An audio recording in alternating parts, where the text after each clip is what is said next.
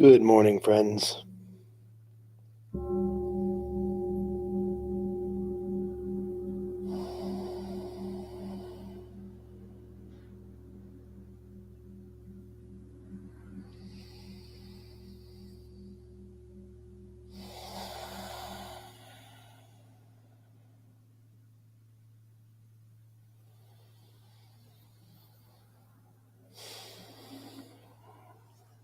I am happy to be here today.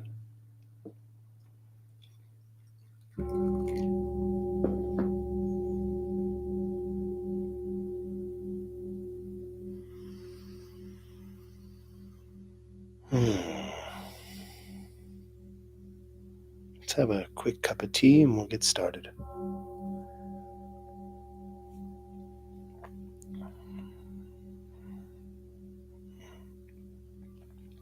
I don't know why I even say a quick cup of tea. It's not quick. It takes time. It's funny how we say things that they're just like figures of speech, right? And it's always interesting to me the way that kind of sinks into our communication with one another. These ways that we say something because there's almost like if you can picture like a record groove, there's a groove that's been dug out into the way we communicate, and it just kind of, the needle just falls into that space. And yeah, I don't think about that very often until I just now said a quick cup of tea.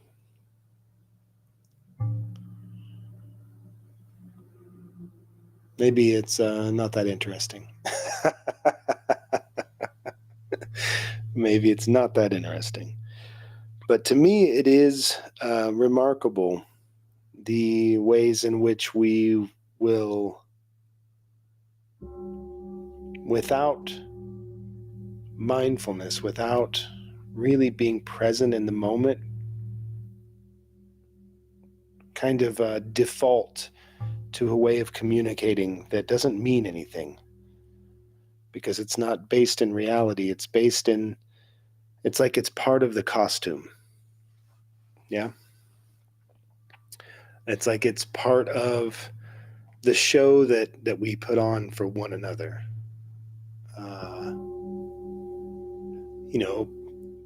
My walk-on role as a person buying juice and some fruit in the morning is to, make a comment about how I haven't had my coffee yet, or just the pleasantries, asking each other how we are without really wanting to know, and answering that we're fine without really thinking about how we're feeling.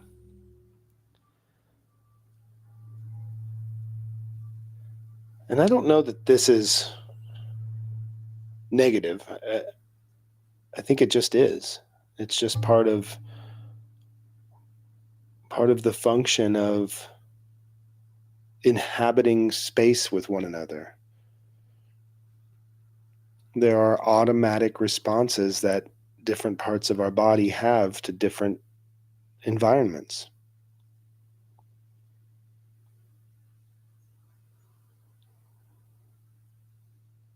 I think that the only time it becomes a problem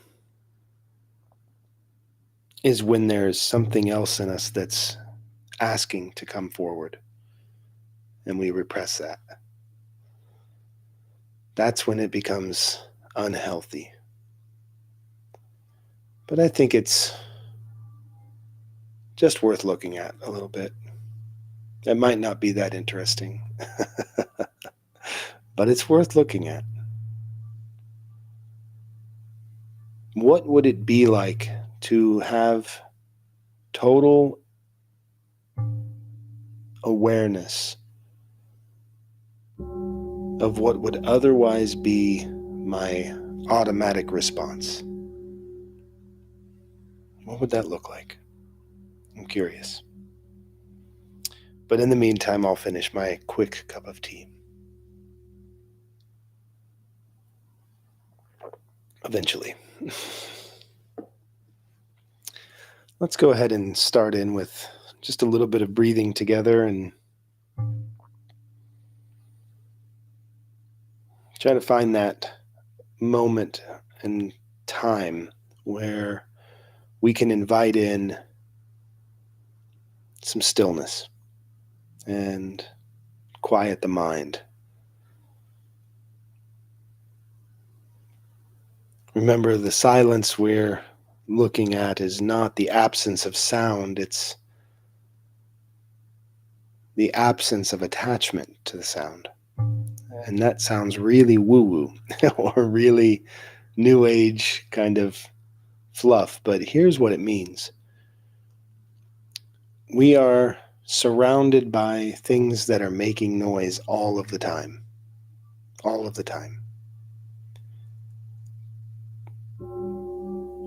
But there's that ability that we have not to dissociate from something, but to be so attuned to what is happening that we are not swept away or distracted by sound.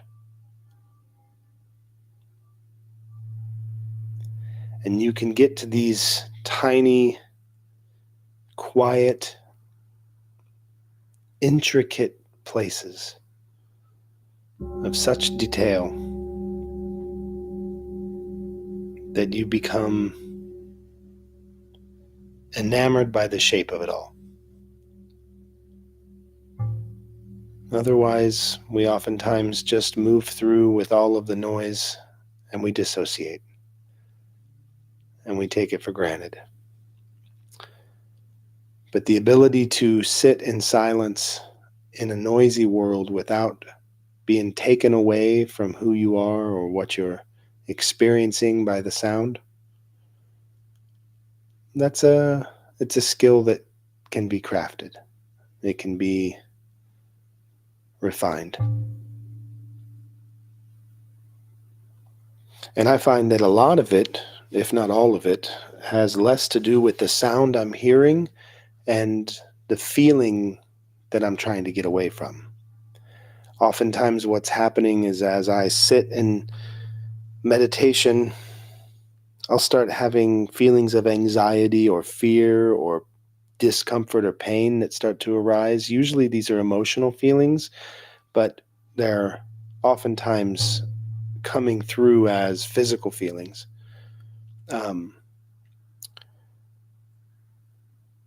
And my automatic or trained response is to get away from that. Similar to the way that when we're in conversation and somebody might start opening up about something really difficult for them, and you might have the urge to make a joke or something to lighten the mood, right? Something to distract you from the sort of authenticity of the moment. I'm kind of reminded of in stories that I was raised with in the Bible, the Christian Bible, that you could not look at God, right? You had to look away, you had to shield your eyes, because the majesty of what you would see would be too much. It would be too much. And I kind of feel like that's what happens to us when we start to touch into something so beautifully raw and real. There's an instinct that we shouldn't look this directly in the eye. And I think that that's kind of analogous to what's happening in my body. When I sit and I start to experience sensations, memories, feelings that are uncomfortable or maybe a little big, and all of a sudden I'm finding any way to get out of that feeling, then I'm open to distractions.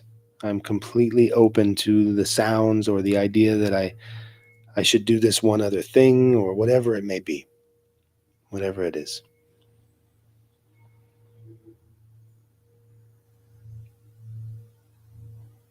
So the distraction is rarely the thing that's outside of us. It's usually, that's just the invitation to get out of our feeling.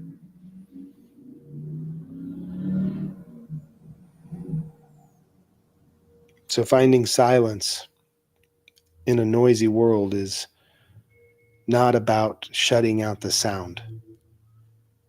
It's about calming ourselves from the distraction. So let's practice today. Let's find our meditation posture together. Your meditation posture today is just a place of balance.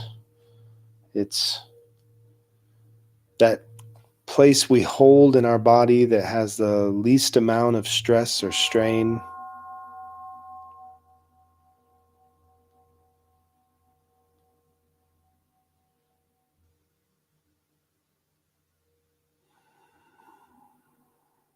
And it's going to look different for each of our bodies, and it'll look different depending on the day or the time. But right now, let's just find that place where we can assist our breathing. Lengthening the spine as much as you can, comfortably so. Stretching the front muscles open, gently rolling the shoulders together in the back to open the chest and open the heart. Placing your palms face up, hands gently resting on your lap. Maybe you're in a cross-legged position as I am on a pillow on the floor, or you're on a mat or a rug. You're lying on your back or on your side, wherever you are right now. Find the place of openness and balance in your body. Gently closing the eyes, relaxing the forehead, the cheeks. Relax the nose, the ears, the mouth and jaw. Relax the back of the head and the tongue. Breathing in through the nose and out.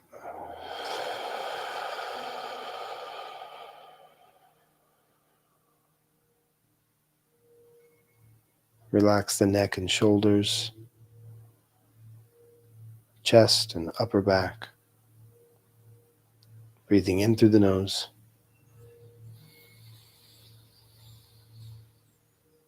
and out.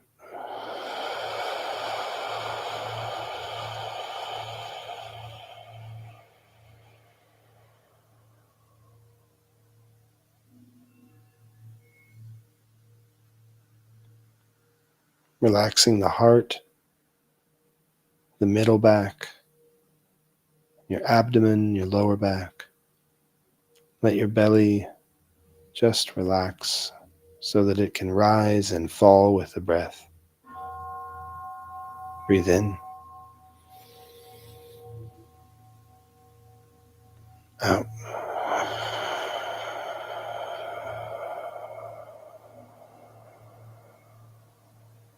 Relaxing the arms and the elbows, the wrists, the hand and the fingers.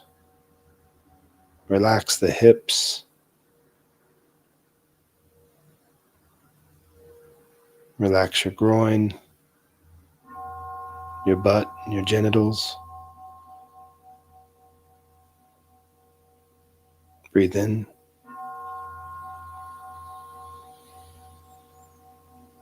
And release.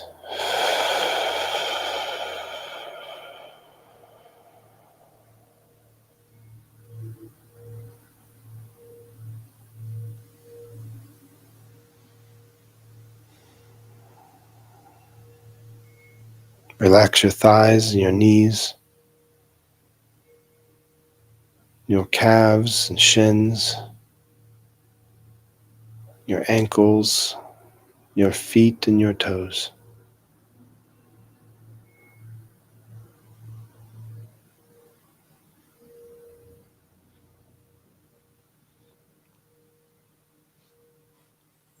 If you can lean back just a little bit, lean back, gently raise your chin, breathe in through the nose.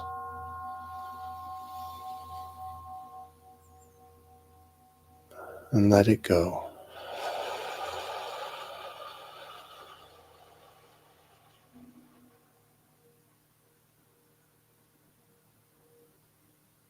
Follow the breath.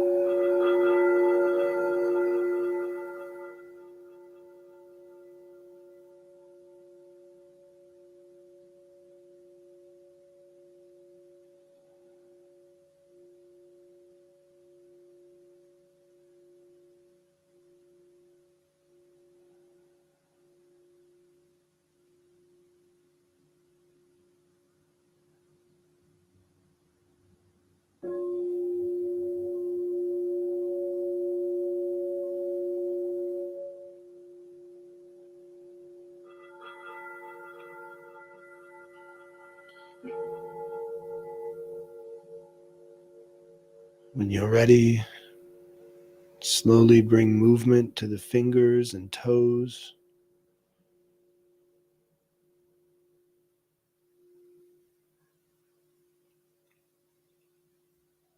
Very gently rolling the head.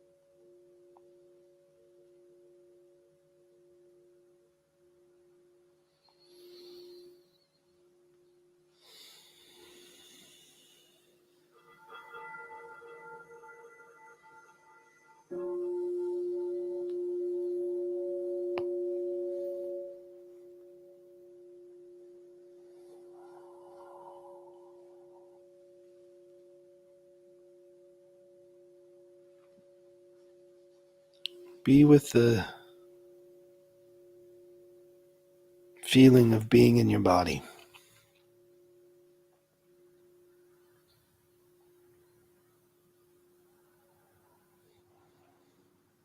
Let your feelings and your sensations of your physical body, your emotional body, and your mental body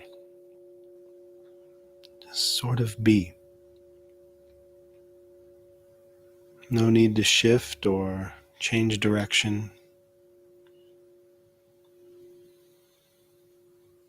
Breathing in, fully fill the body with breath. And release.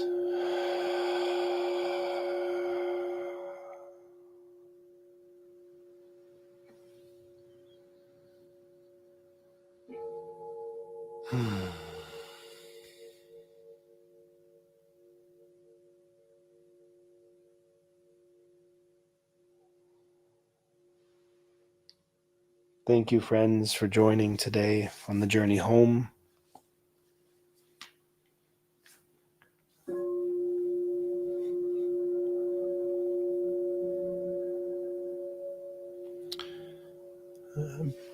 I want to bring this level of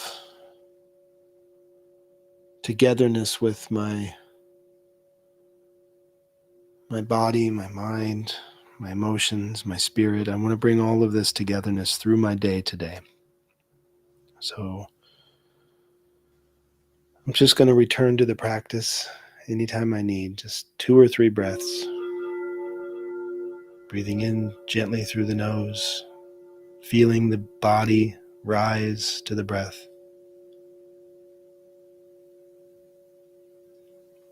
Breathing out long and slow and feeling my body collapse,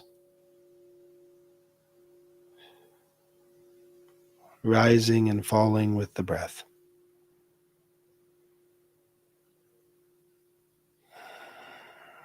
Anytime through our day we can come to this practice.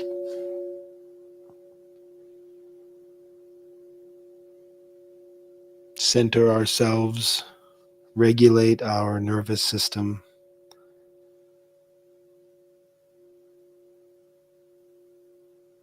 and find a way to just be. Just in the moment, just be. Thanks for being here. We'll see you soon. Hari Om.